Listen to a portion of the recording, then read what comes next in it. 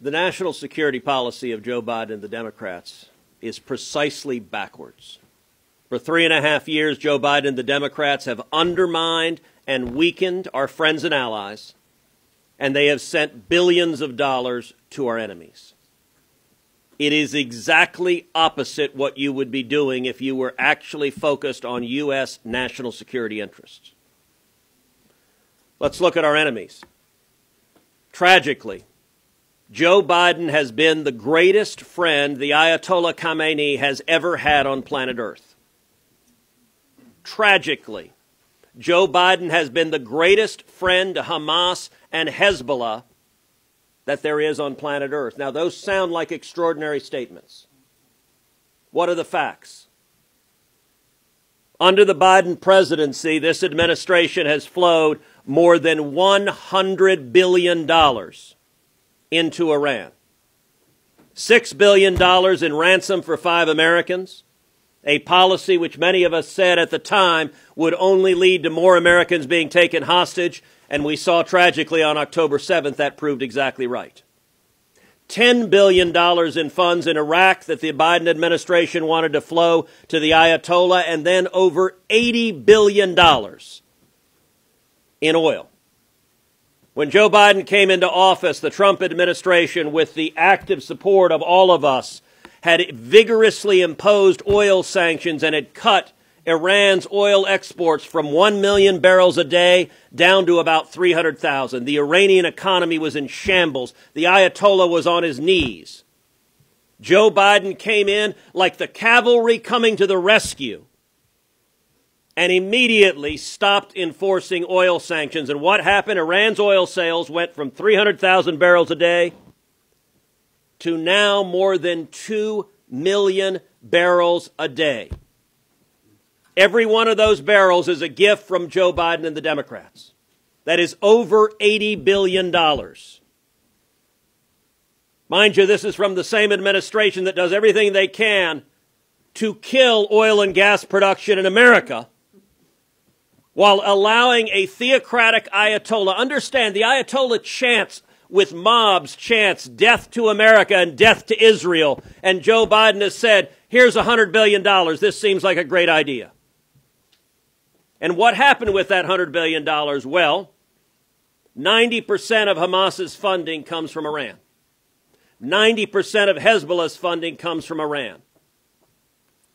October 7th was in a very real way funded by money given by Joe Biden and the Democrats to Iran and Hamas and Hezbollah. And by the way, Biden also sent hundreds of millions of dollars into Gaza, even though many of us said, if you send it to Gaza, it will go to Hamas and be used for terrorism. They knew that. They agreed with that. The Biden administration concluded it was, quote, highly likely the money would go to Hamas for terrorism. You know what they did? They waived the anti-terrorism laws and said, send it anyway. Where are we now? Where we are now is the Biden administration is sending money right now to Gaza.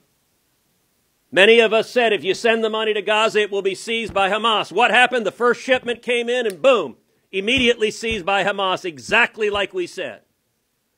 But they're combining it with blocking weapons to Israel. The Biden White House has been the most anti-Israel administration this nation has ever seen. Literally from day one, the Biden White House has been undermining Israel at every step of the way.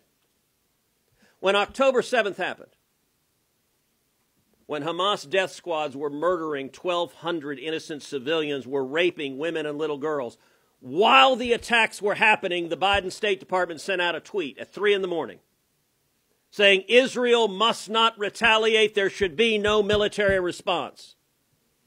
That tweet was disgraceful. I called it out at 3 in the morning, and they deleted the tweet within minutes. The next day, Tony Blinken, the Secretary of State, sent another tweet. Said, I just talked with the Turkish foreign minister. We agreed Israel must not retaliate, must not strike back. I called that tweet out again. They deleted it again. Where are we today?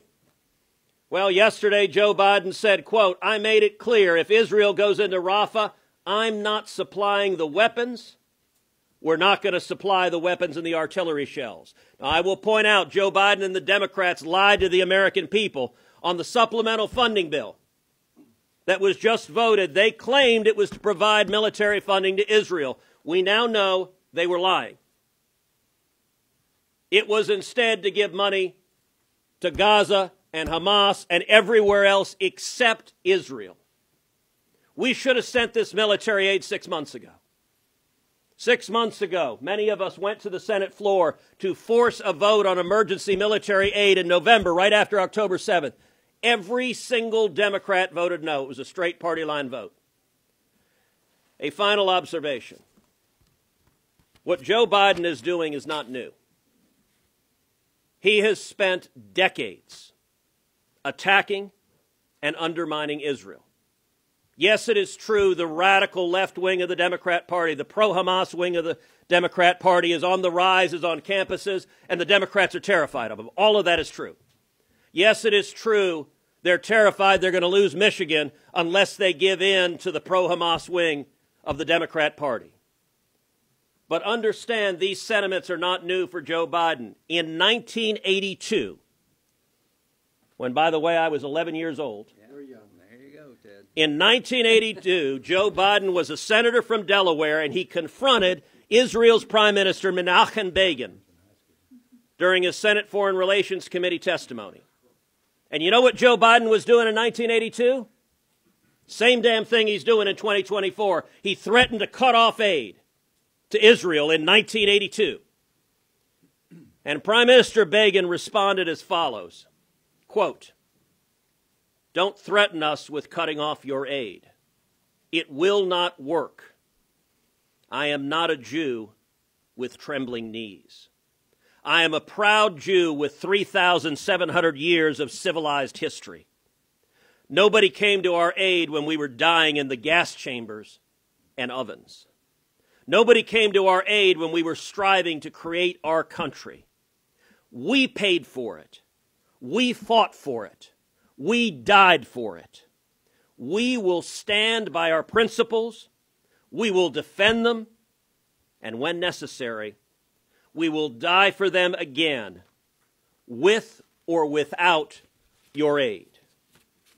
Even though Joe Biden wants to abandon Israel, and even though the Democrats in the Senate and House apparently support him in wanting to abandon Israel, America does not, and we should not let him. We should stand together and say, America stands united with Israel, and Hamas should be utterly destroyed. Roger. All right. Amen.